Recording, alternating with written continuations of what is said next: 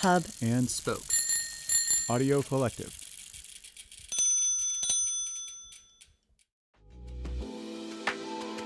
Control is new from Commercial Type, originally drawn for interview by Christian Schwartz and Miguel Reyes. This sans serif is designed for flexibility and can bring tasteful modernism or 70s tight-knot country exuberance to any layout. See Control and download a free trial version at commercialtype.com. Good morning. My name is Mike. I'm the editor of Mountain Gazette, and Mountain Gazette 202 is out the door. Subscribers are getting it, and since I'm just going to wrongfully assume that everyone listening to this lives in New York, let's go Mets. That's right. They had a great win. This might come back and bite me for rooting for a team in the playoffs that has historically lost all the time, but you know what's not losing? Print magazines. Enjoy the show and subscribe at mountaingazette.com.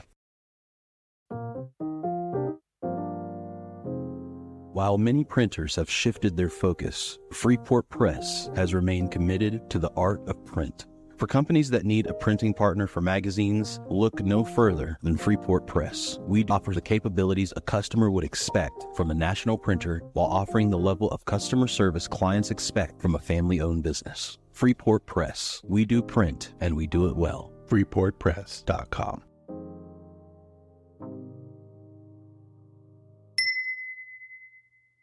we went to Montana to become writers and to live an adventurous life. And by God, that's what we did. Yeah, it was a man's world, and I fucking loved it. Loved it. I learned a lot, and I lived the life. And then I went to Manhattan to take Fran Lebowitz camping, and I looked around Manhattan. I said, girl, this is it. I never went back.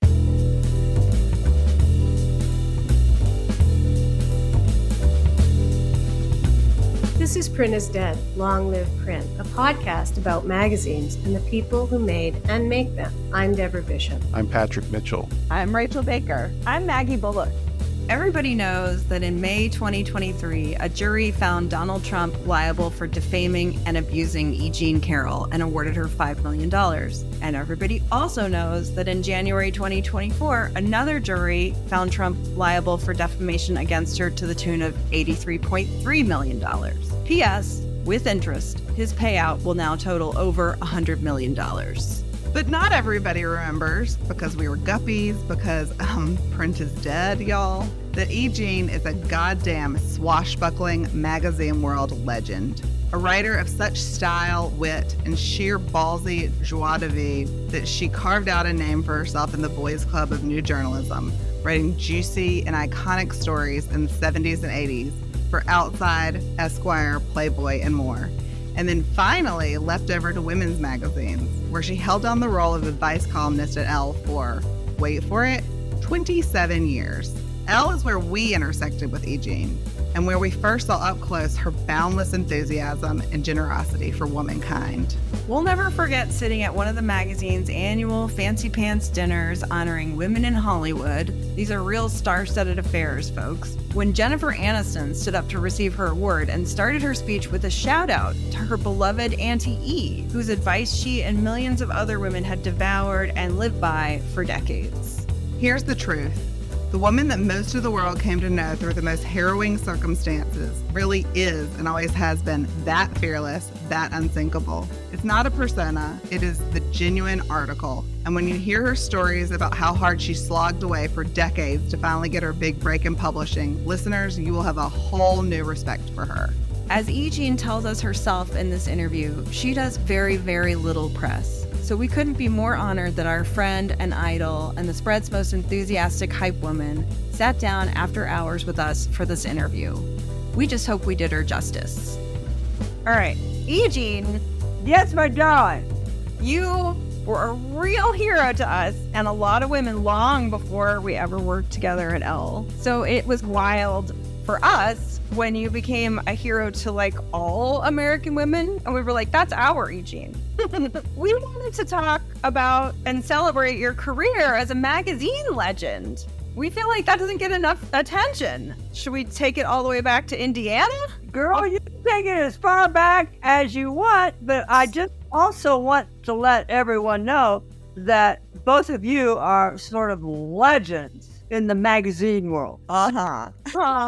Come on. If we talk a little bit about me, we're going to talk a little bit about you two, too. All right? Your listeners really got to know. They got to be reminded. Yes. Well, you are the spread's fairy godmother. So I guess that's your job. Also, the ultimate hype woman. I love the spread. I love the spread. E.Jean, do you do all of your interviews at night? Here we are at 6:34. I've got a glass of wine. I don't know what you guys are drinking. So is this how you do it? You do your media at night? I don't do media. I've been very low key. I can't do anything, before the United States Court of Appeals. So I really just no media. You are the only media I am doing. That's it. I've wondered about that. So you just can't really talk about the stuff that's in the headlines until it gets through the circuit of appeals. Is that right? Ordinarily, anybody can talk about something before the appeals court, but because he's appealing, saying that I made up a story for political reasons, I can't go run around flapping my jaws to prove his case. Sure. Also, the election is coming up, and it's just better to be quiet. We get that, for sure. It's a good time to talk about why we wanted to talk, though. Yeah, no. Okay, E.Jean, you grew up in Fort Wayne, Indiana. You're one of 4 siblings. We know that you were a big Jane Austen fan, but when did you know you wanted to be a professional writer? And what did that look like to you in the 1950s in Indiana? I knew at the age of 12, that was it. A big explosion happened on our street where I grew up in Fort Wayne, Billsy Place. And my mother came tearing into the house and all the neighbors following her. She had this thing in her hand. She was so excited. And I said, what is it? What is it? And my father had a letter printed in Time magazine. Oh, wow. Like, Daddy, this is the best. And then they would fly up and down the street. Extraordinary thing happened. And he was... And I thought, that's interesting. So I picked up Time magazine, and from there it was McCall's and Ladies' Home Journal and Esquire, Sports Illustrated. My parents got all the magazines. So I wanted to be, from that moment, a magazine writer, and I sent my first pitch letter at the age of 12 to the Sears and Roebuck catalog. Well, do you remember what the letter to the editor was about? What was your dad's letter about? And then what was your pitch about? I do not remember what his letter was about. Love that your parents were such magazine readers, and also jumping way ahead, but how cool that you were one of Time magazine's most influential people this year. Pretty cool. Oh, that's so nice to think about. Too bad Mom and Dad can't, wherever they are. Sure, wherever they are. That's right. They're thrilled. That's pretty big. Well, the pitch letter was, I wanted to write a story about a little girl who was cutting all the clothes out of the magazine, and then every piece of clothing that I cut out became a real thing to wear. A cute thing. Actually, that was about fashion, I guess. That's so funny. And it's true, though, that those catalogs back then were like fashion magazines in their own way. And also you could get anything in the Sears catalog, right? Like a house. No, Maggie, you wrote the book on Jane. We have talked a lot about catalogs. It's true. This is where Middle America got because if they did, and my mother did subscribe to the Czar and Vogue and Cosmopolitan before it became Cosmopolitan. But we really did get ideas for underwear, cute house dresses, stuff you got in the Sears Roebuck catalog. But so if you knew so early on what you wanted to do, I think it was when you were 36, maybe, that you finally got published or got a big break. I was filling the U.S. mails with my pitches from the age of 12, and I was not accepted until I was 36. That's crazy. What the crazy part is, why would I keep doing it? Yeah. So why did you? What was driving you? I had a daffy belief in myself that I should be in magazines. I just kept doing it. It's insane, but it worked, finally. Marilyn Johnson, you all know Marilyn Johnson, writer. She was at Esquire, and she picked me off the slush pile, took it off the fucking slush pile. In Esquire, back in the 80s, the slush pile literally went to the ceiling. Not one thing to the ceiling, but 3 tiers Do you it. remember what that pitch was about? That first pitch from the slush ball? Yeah, that was a quiz on Hemingway and Fitzgerald. And did they run it? Yeah. Wow. E.Jean, what did you do while you were scribbling, sending these pitches from when you were a teenager to 36? What were your day jobs during that time? Well, I went to college and became a cheerleader. So right after I graduated from college, I had a cheerleading camp for my own company. Then my mother was at home and a woman came and knocked on the door, and I had a little black tablet and took a survey about what dishwashing things she was using. My mother sat down. She said, "How did you get this job? This looks very interesting. Where are you from?" And she was from Procter & Gamble. So then I interviewed at Procter & Gamble and became one of those people that went door to door, flew all over the United States. This was in 1966. Listen to this, ladies. Official Maggie, you knocked on the door and a woman answered the door in Cleveland, in New York, in Houston. Women were at home and they would answer the door. And then you'd go in and you'd either place a product. I placed Head and Shoulders, placed new sanitary napkins that came in an oval shape. Oh, wow. And then we'd come back 6 weeks later and we'd take the research. And this is why Procter & Gamble products are so excellent. But the thing is to go into the house and start a conversation with a total stranger and then get into it. It's great journalism. You were reporting. That was exactly it. I was learning how to do a conversation and what was significant and how interesting people were, because no matter who answered that door, she was going to be fascinating. She was just going to be fascinating. Some houses were a wreck and they were very lackadaisical mothers. They were like leaning back and the kids were great, and others were really told their kids what to do every 2 seconds. Don't sit on that chair. It was just amazing to me. And they complain about their husbands and it was fabulous. It was fabulous. This is something that I've always loved about you, E.Jean, is that you remember, I think a lot of writers would remember that as the drudge work that they did while they were waiting for it to happen, but you were delighted by it. Loved it. Yeah.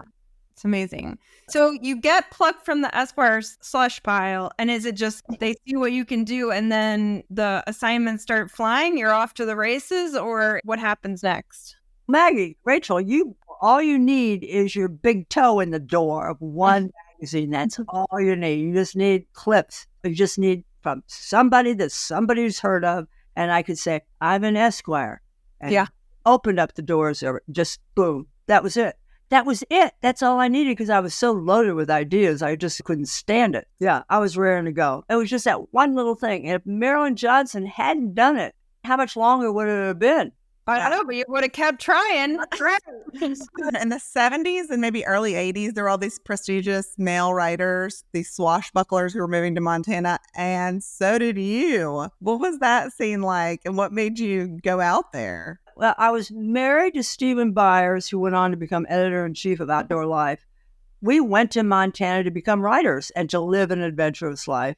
And by God, that's what we did. McGuane lived out there. David Quammen was our best friend. Yeah, it was a man's world, and I fucking loved it. Loved it. I learned a lot, and I lived the life. Living a life and an adventure was, it was great. And then I went to Manhattan to take Fran Lebowitz camping, and I looked around Manhattan. I said, girl, this is it. I never went back to Montana. Wow. So was that for outside assignment? That was for outside. They put her on the cover. It was great. Yeah, I've seen that cover. In Square Park with her little suitcase, her jeans, her loafers, her crew. Remember how she always has the crew sweater and the collar, and her camel hair overcoat, sitting there in a tent. We did take her camping. We did. We went to the Pine Barrens, and we took Fran camping. She actually went outdoors. So. Was that your scheme to take her camping? That was your idea? And so she's shot in New York City, but you're saying you actually did. Did you sleep in a tent with her? You fucking bet I did. Do you know how I got her number? No, tell us. Well, first of all, I had no idea how to get a hold of a celebrity, because I worshipped Fran Lebowitz, as everybody did at my age at that time, because she was the funniest woman who'd ever lived. So first I call her agent, Mort Janklow, for God's sakes, and he laughed at the phone. I said, I want to take Fran leave. He couldn't get done laughing. And then he asked me how much I was going to pay her. And I said, what? No. So then Fran was in Vogue magazine in a black and white photo sitting on her bed talking on the phone. And if you take a magnifying glass, if you looked at her phone really closely, you could read her phone number, and I called her. Oh, wow. I said, hello, Miss Leibowitz? She said, yes. Hi, this is E.Jean Carroll. I'm from Outside Magazine. I'd like to take you camping. She said, me? I said, I would like to take you camping. It will be a blockbuster article. She said, when? I said, how about the 16th and 17th? She said, all right. I couldn't believe it. And George Butler, the great photographer, he went with me and we went camping. That's insane that you could actually pick her phone number out with a magnifying glass in Vogue. It's amazing. We'll be right back. Hi, this is Jeremy Leslie at Mag Culture. We're proud to support the Print is Dead podcast because we love magazines too. Visit magculture.com and see why print is far from over. It's just getting started. Read the journal for interviews and reviews, listen to our podcasts, visit our shop in London and online, and come to our live events in London and New York. We love magazines. Subscribe to our newsletter for weekly updates, all at magculture.com. We've been talking for like 10 minutes and I've said wow so many times. I sound like I'm like on an HGTV show or something. Rachel, my face hurts already. Please forgive me. But we heard that when you moved to New York, you lived in an apartment with a dirt floor. Yeah, oh yeah. What? Yep. Why? Where was that, E.Jean? 26th Street, right off of 8th Avenue, West 26th Street. Your listeners will not know who I'm going to mention. They can look it up. I can give a reference. Richard Harris walked in there and said, who is your decorator? Richard Harris, of course, is up for several Academy Awards, and he was Dumbledore. Yeah, the Irish actor. Yeah. Okay. See? Can't say Richard Harris. Nobody knows. Camelot. He was in Camelot. Was the pay was real bad at Esquire that you couldn't afford a floor? What's happening? Family of fortune tellers. Hell, I would have paid them I would have people come pick me up, and the fortune teller would tell me 2 days later, no, he's no good. No, he's no good. No. No, it was great because it was $400 a month. $400 a month. That's amazing. That's all I had. You know what freelance work is like? You know, make a lot of money. We do. Back in your magazine reporting, it was like the thick of new journalism. Like you were doing back-to-back stunts.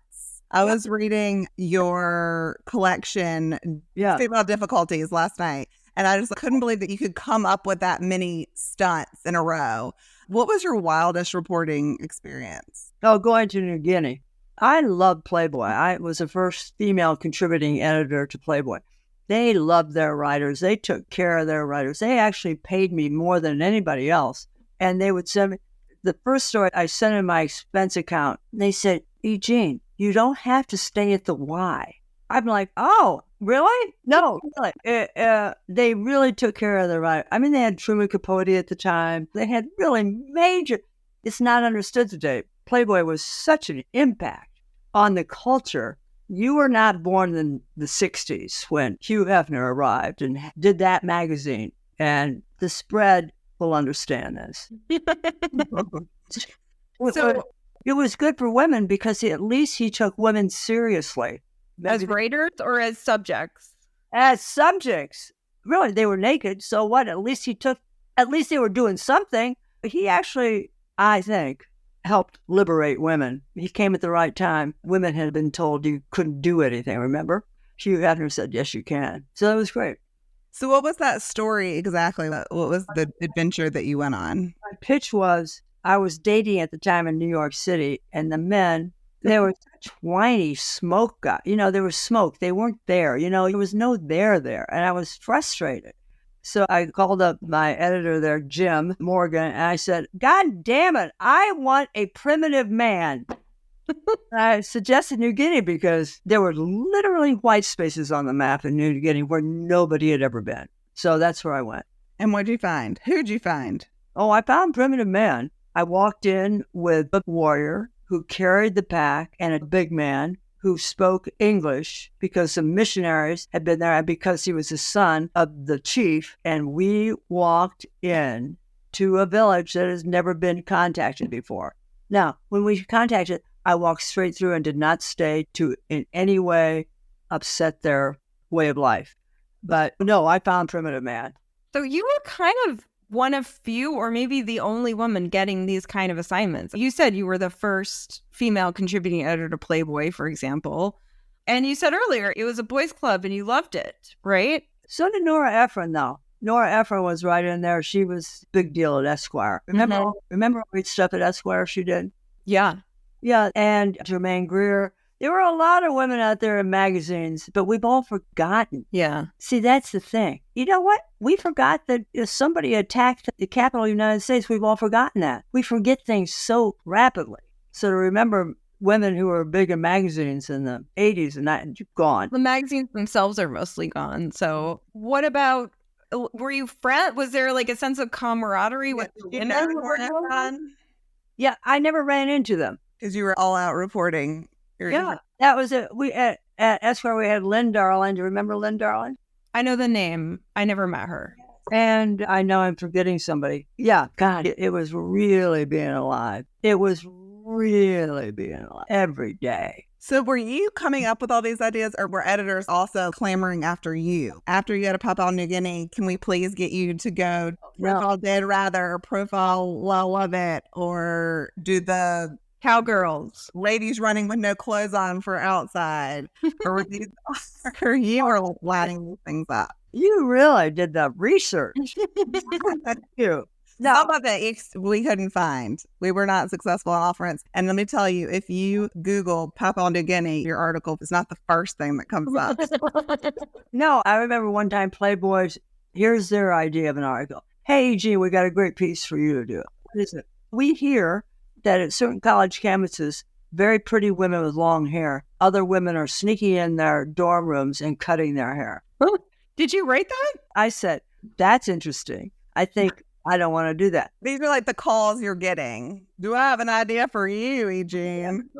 I mean, that would have been a good idea for somebody. I'm thinking maybe Katie J.M. Baker would do that. Yeah. Oh, great one for her. I think it's so interesting, though, that they're like, these beautiful women are doing this. So they call you the most beautiful woman in journalism. I'm really curious, and I know Maggie is too, do the guy reporters and the guy editors take you seriously? And yes, they did, but your beauty factored into that in some way. How did that all work together, your beauty and the serious reporting? Thank you very much. But not really beauty. I've never been a beauty. I was a handsome girl.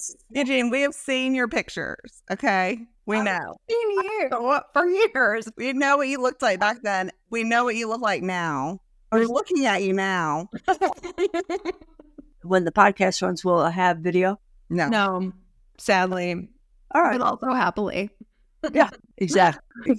Thank God, because I didn't put on. So it factored into it because it gave me confidence to just call up and walk in anywhere. On the Lyle Lovett thing, I went to one of his performances and reporters from all the magazines were there, and there was a line to get to Lyle. And I needed him because we were putting him on the cover. You know what I did? I stood up and I walked across the fucking furniture, walked off the sofa, got to the next chair, walked across it, and stood right in front of him. Now that is insane. But why not? What are they going to do? Do you want to tell the listeners what you asked Lyle Lovett about? I know what you're thinking. We did do our homework. What did E.Jean ask Lyle Lovett? And how do you get around to that is really my question. Well, that was the thing. I had spent a lot of time with Lyle, but I kept hearing how magnificently endowed he was. There it is. Julia Roberts had married him, and he's really a great guy. Lyle Lovett, smart, charming, warm, gentle. And I kept hearing it. So I had to say, Lyle, I hear people were saying it's so big, it needs its own liver. How did he respond to that? He poo-pooed it, denied it. See, he's a smart guy. But I'm still dying to know. Aren't you dying to know? Dying to know. Wow. I've just decided that I now know based on the rumor. So wait, We want to know about writing for SNL. We also looked this up. You wrote for SNL from 86 to 87. The cast that season, listeners, was Dana Carvey, Phil Hartman, Jan Hooks, Victoria Jackson, John Lovitz, Dennis Miller, Kevin Nealon. And in that season, Dana Carvey debuted The Church Lady. What? Yeah, Carvey was great. What was your experience like there? Lauren didn't like one single thing I wrote. He did not get it. He didn't like it. He wasn't a Al, the future Senator Al Franken, one time after a read-through where one of my things bombed, read-through is terrible. If you don't get laughs at read-through, you're fucking dead. And I bombed again. Nobody thought it was funny. And Al actually wrote a thing, why is this even being read? He didn't know. He's very political. He would never have said that right in front of me, but he said it right in front of me because he didn't know I was standing behind it. It was rough. I thought I was running very funny stuff, but nobody else did. How did you get that job? Did you apply? Does somebody recommend you? Some scout just loved your work? No, Lauren liked my stuff in Playboy. He thought it was hilarious. And they had read Female Difficulties. And that is funny line after funny line, but it's not joke lines. You know, it's observational thing about women. Mm-hmm. Wasn't going over so big. Now, if Tina Fey had been head writer, it would have done way better. Yeah. But that was sobering. You didn't slow down. Okay, so the New York Times has called you Feminism's Answer to Hunter S. Thompson. And you also wrote the book on Hunter S. Thompson in 1993, which was several years after SNL. What was reporting that like? Speaking of men. Greatest experience. Just the greatest. That was one and only Hunter Thompson. He lived in a state of grace. Hunter, I would be in the front seat with Hunter. We would be in the Shark. And he, I am not exaggerating, would go 130 miles an hour in the dark, out his headlights. E.Jean, that is terrifying. I don't like this one bit. I'm not exaggerating. That's the scary part. And he was like Napoleon. Napoleon always said the bullet has not been made that can kill me. And Hunter felt the same way. And he was right. So do you have a streak of that? I would have not been in a car going 130 miles an hour, but there is a real bravery to you. Were you made that way, born that way? Yeah. Other people take risks. They do drugs or they gamble or they marry the wrong guy. My risks come with adventure. And I'd do anything for a story. I'd do anything for a story. How long did you spend with Hunter S. Thompson? Well, we met at a lane, and then he would come to New York and we'd hang out. He was so much fun. It was invention from the get-go. Okay, he calls me over to the hotel. He has a story due the next day at Rolling Stone, a cover story. So he always needs somebody with him when he's writing. So he greets me at the door wearing lipstick, asked me to come over to shave him, to shave his eyebrows off. That's the reason he's called. What is really going on? He needs somebody to be there while he writes the story because Bob Wallace of Rolling Stone is going to be there the next morning and needs pages. He does write it, and I am there, and he is getting it done. But in between, we're downstairs at the restaurant, and he goes to the sugar bowls and picks up the little packages of sugar and lays them out in a pattern and says, the CIA is here. This is a message to them. All right? Do not change how I put those. They have to be out in that thing. That's a code. Then we go back up to the room and write. That's how he thought. Everything was an adventure with him. And of course, he was a holy writer. I mean, his writing was great. So, yeah, that was the good side of Hunter. The bad side, the other side, terrible temper, et cetera, et cetera. We'll be right back. Print is Dead is made possible by the support of the Society of Publication Designers. The SPD powers the future of visual storytelling, setting the standard for editorial excellence and shaping the future of visual culture. For more information, visit spd.org. So are we right that in all this time you never wrote for women's magazines? No, I wrote for Playgirl. Did you? Excellent example. Playgirl. That was a breakthrough. They came out right after Ms. They came out for abortion rights, voting rights, female rights. They were on top. They were way out ahead. And they put these naked guys in. It was all a take on Playboy. So, yeah, I wrote for them. Gosh, what a fun time. There's so much happening. Ms. bursting on the scene, Playgirl. Wait a minute. so much is happening now. Are you kidding? This is a fun time. Talk about that. This is an amazing time. I mean, events are happening so quickly. Everybody's in such a frenzy. There's never been a time like this. The planet is on fire. Our lives are being threatened. It's an amazing time to be alive during this time. Is really, we're lucky. We're very lucky because we can make a difference. We really can. You guys got kids. Jesus Christ. That's what we think. Yeah, it's very exciting, thrilling. Now, I am not reading the headlines. I'm in a good mood. We're in a good mood too because we get to hang out with you. So you weren't attracted to like Vogue and Harper's Bazaar to write for them. You were in a different scene, right? Before you started doing your advice column for Elle in 1993. You were not in that kind of fashion. I was really doing everything I loved at Esquire. And Amy Gross, hail. Hell. We had lunch and she said, I have an idea. Why don't you write an advice column? And I just was in heaven. I thought, give it. Oh, yes. I couldn't imagine anything. So I was surprised. I never thought of it. It just was such a great idea. Why? Because it seems like the opposite. Like you want to go on adventures. You like being a boys club. You haven't really been attracted to women's magazines. What was it about writing an advice column that you're like, yes, give me that? It seems like a total departure. Why wasn't it for you? Because I grew up on my living room floor with my sons when he came home from work. They had their cocktails. They opened their paper. They gave me the section. I was on the floor reading Ann Landers at night and Dear Abby in the morning. Every fucking day. They were so good. And it was just, that's what I wanted to do. Thought it'd be great. But the tone of Ask E.Jean was really different than those predecessors. I'd love for you to talk a little bit to the listeners who didn't have the pleasure of reading Ask E.Jean for the many years like we did. Tell them about your mission. What was your approach to helping women with this column? They are reading. People who didn't read me back then are reading me now because the advice column was so copied. The style was so copied by all the other advice columns. That's what Robbie Meyer said. She said, you're still all reading E.Jean because she was copied. We're also still reading you because we're literally still reading you via Substack. Yeah. So the tone is there. But I think if you could tell the listener, like, what was your mission? Because obviously you didn't want to do the same old thing. It had to be your way, right? So what was your way? I just told people to do it. Do it. Dude, go do it. I'd read the letter and I'd figure out what they wanted me to tell them to do. And I'd just tell them to go do it. Because they're going to do it anyway, right? Going to do it anyway. So I had to find a good reason. But that was what it was. And I couldn't stand people came in with and I would yell at them. You remember those columns. I would yell exclamation points. Do it. It was the cheerleader part of me.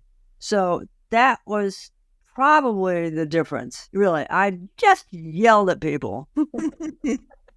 Yeah, you weren't earnest at all. You were like aggressive and hilarious. Robbie Myers would read that column. She'd say, E.G., you've got to give more backup to this answer. Get rid of him. Does not have to. You have to give her a reason. You read some of these letters, you want to strangle these people. You just want to strangle them. But they can't see that because they're in the middle of a trauma. They cannot see it. We've all been there where we can't see anything in front of us. Yeah. Do you have a favorite E.Jean success story? Yep. Somebody needed advice on how to get this young man to ask her out or ask her out for the third or fourth date. And I gave her the advice. They got married and then made their baby, E.Jean. That's pretty good. Okay, so your column was such a smash hit that Ask E.Jean became a TV series on one of NBC's sister networks. Did your life change at all going from the page to TV, like being a TV personality? Did that change your day-to-day as a New Yorker? It was fun because all the sales associates at all the department stores recognized me. They were about the only ones, but that was fine. And when I met Donald Trump out in front of Burgos, he said, oh, hey, you're that advice lady. It did affect my life in that way. Yeah. You were more recognizable. Yeah, and Roger Ailes was my boss. And Roger went on to found Fox News, which went on to make such a divide in this country that it made possible what happened. And here's something even wilder. I adored Roger. He was great. He was Great boss. Lots of fun. Led people great. Let's fast forward to 2019. By this time, you've been writing E.Jean for more than 20 years. Wait, is it 27 years? 27 years, yeah. Wow. That's a lot of advice. It's a lot of advice. And that's the year you published your memoir, What Do We Need Men For? And as we've established, we really did our homework. As we were preparing, we were really struck by the idea that this was a book in which you showed the underside and the real risk of being this swashbuckling woman in a men's world, because you revealed how poorly men had treated you over the course of your life. And these were famous men like Les Moonves and, as we all know now, Donald Trump. You had never revealed these stories, right? Never. So what made you had been so stoic about this? And as we've already established, you are so positive. You can find a positive in anything. Why did you decide to reveal this pain at that point? I was never going to, never, because it would have shattered my reputation. I would have been fired. Roger Ailes would have fired me on the fucking spot. Nobody would have believed me. Nobody would have believed me. So there was no way. That's why I never came forward. And that's why I swore to God I was never going to come forward. Lisa Birnbach swore to God she was never going to. Carroll Martin, we just swore that was never going to happen. That's it. We moved on. Then Megan Twohey and Jodi Kantor of the New York Times, full page headlines with Harvey Weinstein. And what happened? Women across the country rose up with one voice and started screaming their stories. And I thought, wait a minute, I am a chicken. I'm such a fucking chicken. So I decided, well, screw it, I'll do it. Yeah, okay. So that's what happened. Me Too happened. Specifically, Jodi Kantor and Megan Twohey happened. That's it. I saw it happening. We were all there. We saw the women come forward. Yeah, we did. And men lost jobs. It was amazing. Before the book came out, an excerpt ran as a cover story of New York Magazine. And on the cover was a photo of you with the line, "This is what I was wearing 23 years ago when Donald Trump attacked me in a Bergdorf Goodman dressing room." E.Jean, what was it like being on the cover of that magazine with that cover line, with it circulating? What was that like? Amanda Demme took the photograph, and she met me as I was coming in the building, carrying the dress in a bag. And I was wearing no makeup. She looked at me. She said, "That's going to be the cover look. You're not going to wear makeup for the cover." That, I understand. She said, if you're going to tell the truth, you're not going to have makeup on. That's it. So it went on the cover with no makeup. I was happy with the cover up, but boy, the reverberations on how ugly I was never stopped. And for that reason, if I had lashes on and a hairpiece and all that, he would have reacted very differently. It had repercussions. That cover had major repercussions. I looked my age. It was amazing. And you know what we can do with a cover. We know the makeup. I could have looked, but no makeup. Telling the truth, you face the world and you just say it. So it had, an effect. That's so interesting. So you looked so stunning. We're not going to go deep on this, but you looked so stunning in court. And I wonder, was that a kind of armor for you? Like, you looked beautiful. Let's thank Maggie and Rachel. I quote you I'm writing a memoir. I quote you, Maggie. The line that you said, "You certainly have your signatures and your silhouettes, E.Jean." I knew that line. Oh, I remember you saying that, Maggie. That was great. That was on our big text chain when you were figuring out your looks. And Vanessa Friedman for the New York Times, when she wrote about it, that I was having a lot of help from my Elle friends. And I wrote her back and I said, "You're right. The Elle girls, you're all named in the book." It really helped me. It really helped me. You can't work for 30 years with a fashion magazine and not be aware. But you had the word silhouette and signatures. Really. Honestly, there was nothing we could do to help you. And so being able to help you in any superficial way was really great for us. But Maggie, that was way more important than you're giving credit for. When a woman walks into a court, what is she judged on? How she looks and what she has on, particularly in a sexual assault case. What she has on, what she looks like. It was essential. The body is always the center of a rape case. Always. The body is always the center. That's it. So I am here to thank you for that.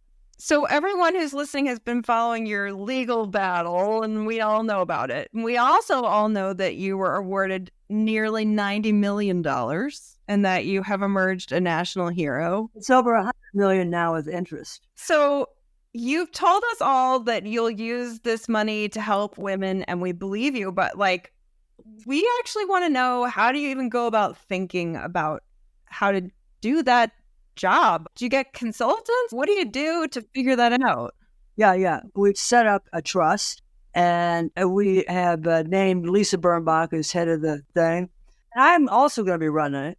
But after my death, we've got all this planned out, line after line, of what the aims are to protect women's reproductive rights, to make sure that women receive assistance when they want to become lawyers, to get scholarships. So that is the formula. So what's next, Auntie? You're working on a memoir about all of this, about everything we've covered today, from Indiana till now? Oh, no, just the 2 trials. Okay. But why don't we consult about titles? Okay. Yeah, we're ready. Maggie, what did you call your J. Crew book? The Kingdom of Prep. And I'll just say that was tricky because it was run by women, and I would have loved to have found an alternative to The Kingdom because it wasn't kings. It was a strong title, and we didn't find an alternative. How did you know it was a strong title? It sold very well, and a lot of people read it. Well, that's nice for you to say. It felt strong. I don't know. Everyone we negotiated with immediately liked it. And I guess just instinctually it felt strong. I don't know if I had a stronger reason than that. That's the best reason, instinct. But you're looking for a memoir title? Yeah, the subtitle is Memoir of a Trial. And I'm thinking Not My Type is the title. Ooh, yeah. Heavy duty. You like that? Very It hits, yeah. It hits. Got me. Okay, good. The other title is Whack Job. No. The first one. Obviously, he's not your type. I like reclaiming that. Yeah, I like reclaiming it too. I think that's elegant and cool. There's something cool about it. Okay, I followed your advice before, ladies. As you Oh my God, this is the greatest thing ever. Same time, same place, next week. I'll see you there, girls. And where are your children? Now go get the children and let me see them. Wait, so let's say our official goodbyes, and then you'll go get the babies. E.Jean, thank you so much for doing this. We really had the time of our lives this evening. We're so grateful. Thank you for being our fairy godmother and women everywhere's fairy godmother. We love you. Thank you for joining us. Thank you. Yay. Magazine legend, E.Jean Carroll, everyone. Hi, I'm Maggie Bullock. And I'm Rachel Baker. And together we write the Spread newsletter on Substack. It's a weekly one-stop shop for the best magazine stories about, for, and by women, plus juicy gossip and hot culture recs. Thanks for listening to our latest collaboration with Print is Dead, Long Live Print. For more on this and all of our episodes, visit our website where, in addition to complete transcripts of all our interviews, along with portfolios, archival photos, links, and other great information on our guests, you'll find our blog, Entry Points, about all things magazine, and our ever-expanding swag shop with all kinds of great custom merch. You can also support the podcast by clicking the adorable yellow button at the top of the page, all available at magazium.co. Print is Dead, Long Live Print is a member of the Hub and Spoke Audio Collective, a nonprofit association of audio storytellers dedicated to promoting and sustaining high-quality, independent podcasting. Learn more at hubspokeaudio.org. Magazium is made possible by the generous support of listeners like you. If you love our shows and can't wait for new episodes, or even if you just listen from time to time and love knowing we're here, please consider making a donation to help keep us going. Visit magazium.co/support. Print is Dead, Long Live Print is a production of Magazium, LLC. For more information, visit our website, magazium.co, or follow us on social media at magazium.co. Please give us a like and a review on your favorite podcast app. It really helps. Thanks very much for listening.